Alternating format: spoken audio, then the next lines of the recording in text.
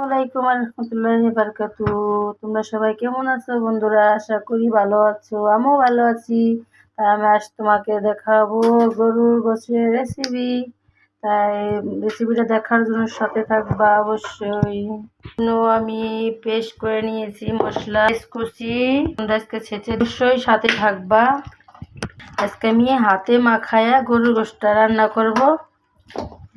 এখন আমি কড়াইর ভিতরে নিয়ে নিয়েছি গোশতটা। এখন মশলাটা আস্তে আস্তে সব দিয়ে দিব, তারপর হাতে মাখাই নেবো। এখন আমি রসুন কুচিটা দিয়ে দিলাম। তখন আমি রসুন দেওয়ার পর পেস্টটা দিয়ে দিব, তেজপাতা দিয়ে দিব, দিয়ে দেবো, ধনের গুঁড়ো দিব, হলদের গুঁড়া দিয়ে দিব, জিরার গুঁড়া। আমি অবশ্যই জিরা ব্লেন্ডার করে দিয়েছি, ব্লেন্ডার করে রাখছি। ব্লেন্ডারের মশলাটা আমি দিয়ে দিব। এখন আমি তেল দিয়ে দিব। আমি এনে হাতে মাখিয়ে দিব ভালো করে